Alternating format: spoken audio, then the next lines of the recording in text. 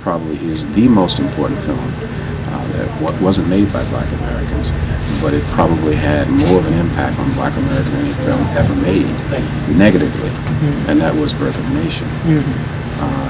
That's where it all began. That's where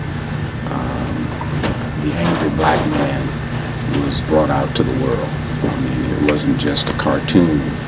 This made it palatable for the dominant culture around the world to say, see, I told you so.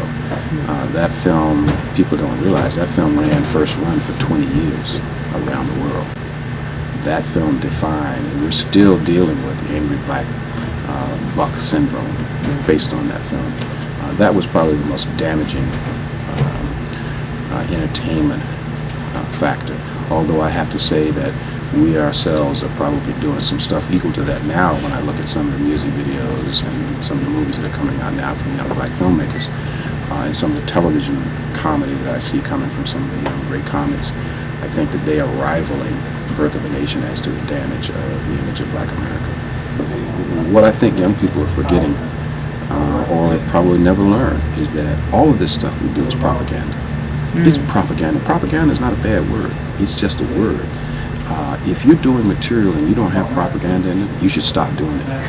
You should find some propaganda, because the dominant culture uses their propaganda very well, politically, emotionally. And you can get mad, you can sit back and say the man this, the man that, but the man is using the medium for his needs and his purpose. Why don't we? We're the only race of people on this planet, Black Americans in particular, if you could separate as a single race. Black America is the only group of people on this planet that allows someone else to tell their own story. I've traveled the world. I've been around the world about 2 or 3 times. I've been as far as in the deepest Africa you could get, in what was Abyssinia, now Ethiopia, way back and remote, and they still tell their stories. Everywhere, people tell their stories. Mexican American, anybody, they tell their stories. Brazilians, you can't go to a place. Asians, they tell their stories. Some of the best filmmakers now, some of the best films are coming out of Asia. Hero, on and on and on. They tell their story. What do? We take it to somebody else. Would you please tell this? And then we get mad. There ain't enough of us on. Hello? So when I look for films, I look for something. I just went to the homestead site of Oscar Micheaux in Nebraska, Gregory, Nebraska.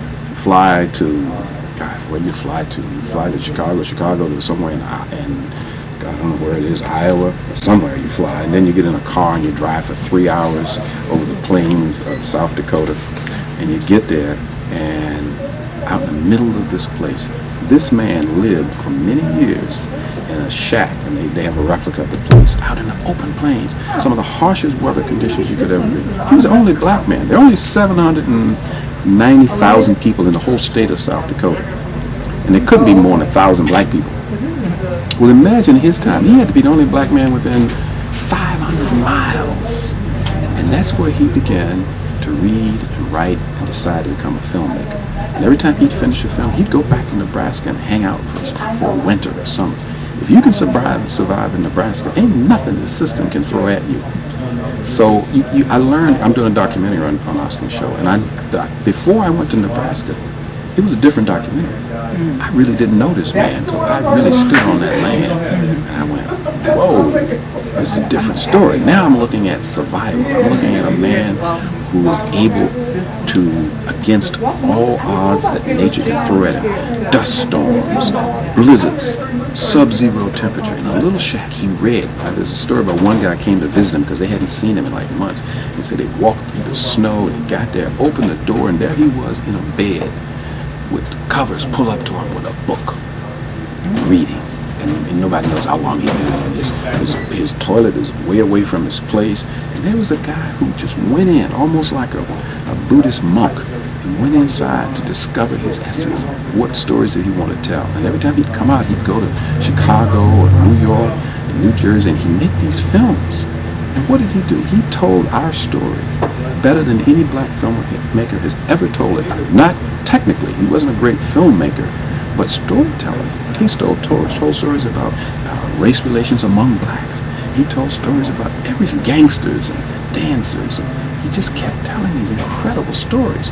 Nobody has rivaled him yet. So I look for that when I look at the films. Sadly, I'm not seeing much of it now. You've been called quintessentially the Oscar Micheaux today. How do you feel about that? Well, I mean, it's a wonderful thing for people to say, but after going to Nebraska, I got a lot to do to come up to Oscar Micheaux's height.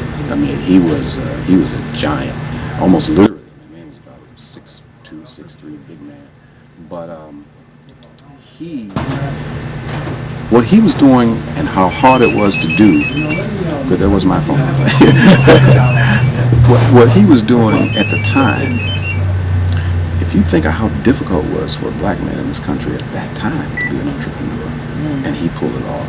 It's like people say, they call me that because I'm the first black since Oscar Micheaux to own his own studio, and and build it from the ground up. Well, it's not because I had the most money. There's like 100 million black people, not 100 million, but there are quite a few black people who have more money than I. But they didn't want to chance it. They didn't want to risk it. Oscar Micheaux was a man of risk. He took chances. Every film could have been his last. And he did, what, almost 50 of them? Every film could have been his last. He just never knew if he was going to make another film. But he did.